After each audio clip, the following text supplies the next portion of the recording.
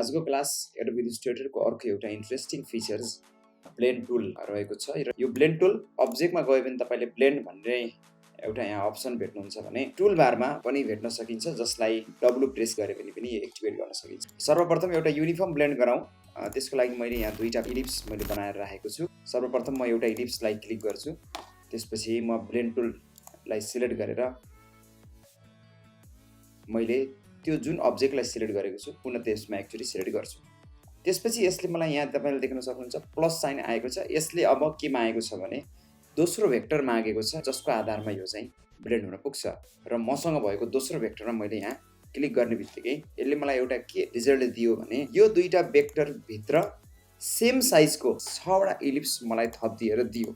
अब यसले गरेको के हो भने यसले गरेको काम के हो भने जब म यो ब्लेन्ड भएर आएको रिजल्टलाई मैले क्लिक गर्छु र अब्जेक्टमा गएर ब्लेन्ड भित्र ब्लेन्ड अप्सन गरे पनि भयो अथवा यहाँ गएर ब्लेन्ड भन्ने यहाँ जुन टुलबारमा अप्सन भेटिन्छ त्यहाँ गएर डबल क्लिक गरे भने पनि यो जुन खुल्छ। त्यसमा गएर मैले स्पेसिफाई स्टेपमा क्लिक गरे भने यहाँ जुन 6 भन्ने डिजिट देख्नु भएको छ यो 6 डिजिटको आधारमा यहाँ 6 वटा अर्को इलिप्सहरु चाहिँ थपिन पुगेको हो। मानव मैले यसलाई चाहिँ 10 मा कन्भर्ट गरिदिए भने अब यसले के गर्छ त्यहाँ 10 वटा इलिप्स थपिदिन्छ। यसलाई मैले यहाँ 3 किसिमका स्टेप छन्। यो स्मुथ कलरमा पनि जान सक्छ। त्यसैगरी स्पेसिफाइड स्टेप भन्ने छ जुन अघि मैले यो भन्दा अगाडि पनि भने 6 लाई मैले 10 गर्ने बित्तिकै र प्रिभ्यू हेर्ने बित्तिकै अब त्यसमा बीचमा 10 वटा इलिप्स यसले थपिदिन्छ र त्यो सँगसँगै अर्को एउटा अप्सन रहेको छ स्पेसिफाइड डिस्टेन्स अर्थात् त्यो दुईटा सर्कलको बीचमा कति डिस्टेन्स राख्ने। मानव मैले एकदम ठूलो डिस्टेन्स राखेर हेरौं 40 पिक्सल राखेको आधारमा यो दुईटा सर्कलको बीचमा यसले के गरेको छ त 40 पिक्सल ग्याप मेन्टेन गरेर अनि यसले के गरेको छ त हामीलाई एउटा रिजल्ट दिएको छ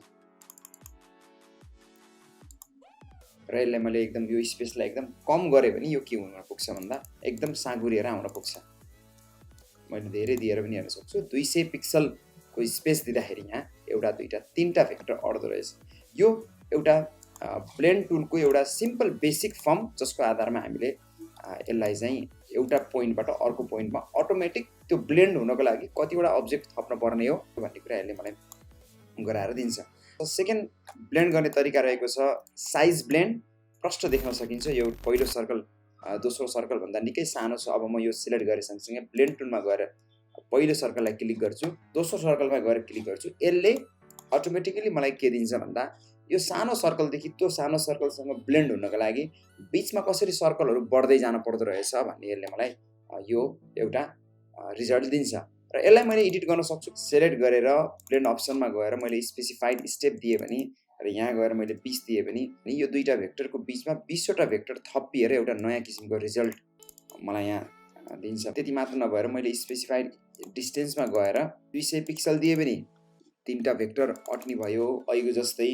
तर मैले यसमा गएर 20 पिक्सल दिए भने धेरै किसिमका भेक्टरहरु यहाँ क्लोजली एकअर्कासँग ओभरल्याप हुँदै जाने भएको भएर मलाई चाहिँ यो एउटा रिजल्ट दिन्छ। अर्को छ ब्लेन्ड बाइ कलर। कलरमा पनि यो ब्लेन्ड हुन्छ। फर एक्जाम्पल मसँग रहेको सर्कल अब दुई थरीको छ, ठुलो पनि छ प्लस कलर पनि टोटली डिफरेन्ट छ। यो कलर डिफरेन्ट भएको केसमा पनि मैले यसलाई ब्लेन्ड युज गर्न सक्छु। ब्लेन्ड अप्सनमा गएर पहिलो भेक्टरलाई मैले क्लिक गरे त्यसपछि गएर दोस्रो भेक्टरलाई क्लिक गरे सँगसँगै त्यसले मलाई एउटा यस्तो प्याटर्न दिन्छ जुन प्याटर्नमा म रेड देखि ब्लू सम्म गएको रिजल्ट देख्न पाउँछु।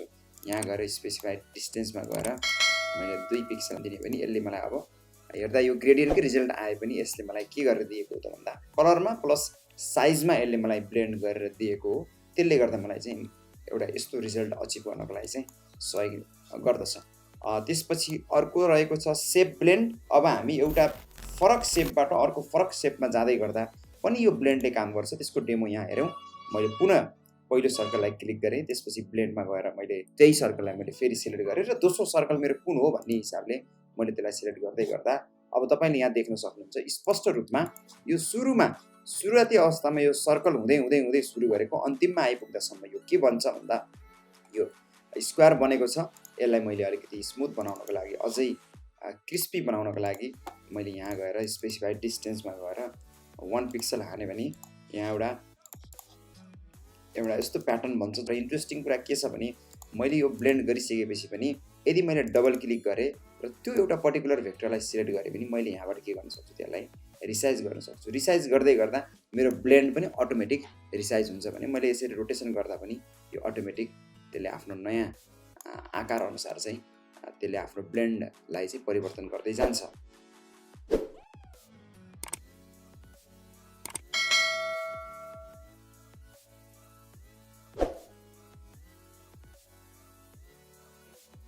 यही चिज हामीले ग्रेडियन्टमा पनि गर्न सकिन्छ। त्यही सेम साइजको सेप एउटा ग्रेडियन्टदेखि अर्को ग्रेडियन्टमा पनि हामीले अप्लाई गर्न सकिन्छ। त्यसको लागि मैले पुनः एकचोटि मैले त्यो सर्कललाई सिलेक्ट गरेँ, ब्लेन्ड टुल लिएँ, ब्लेन्ड टुलबाट मैले अब्जेक्टलाई सिलेक्ट गरेँ, त्यसपछि दोस्रो अब्जेक्टलाई सिलेक्ट गर्ने बित्तिकै पहिलो सर्कलको ग्रेडियन्टदेखि दोस्रो सर्कलको ग्रेडियन्टसम्म जानको लागि कति मोडिफाई गर्नुपर्ने हो यसले चाहिँ मलाई त्यो एडजस्टमेन्ट गरेर रिजल्ट दिन्छ।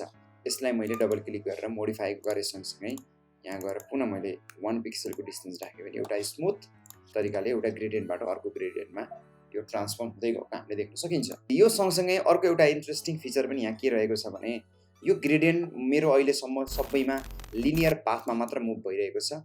यो ग्रेडियन्ट अब पेन टुलबाट एउटा पाथ बनाएको छु, स्पाइन बनाएको छु, त्यो पाथको कर्भ अनुसार चाहिँ यो मेरो ब्लेन्ड टुल आओस् भन्ने यदि मैले चाहन्छु त्यसको लागि मैले पहिला अब्जेक्ट सिलेक्ट गर्न पर्यो, त्यसपछि जुन पाथमा मैले त्यसलाई मोडिफाई गराउने हो त्यो पनि पाथ मैले सिलेक्ट गर्नु पर्यो र अब्जेक्टमा गएर पुनः एकचोटि ब्लेन्डमा गएर रिप्लेस स्पाइन गरे सँगसँगै अब मेरो रिजल्ट कस्तो खाले आउँछ भन्दा त्यो रिजल्टले मलाई के दिन्छ भन्दा अघि जुन मैले स्ट्रेट लाइनमा ब्लेन्ड बनाएको थियो अब त्यो एउटा पाथमा आइपुग्छ र यसलाई मैले फेरि आफ्नो हिसाबले मोडिफाई पनि गर्न सक्छु।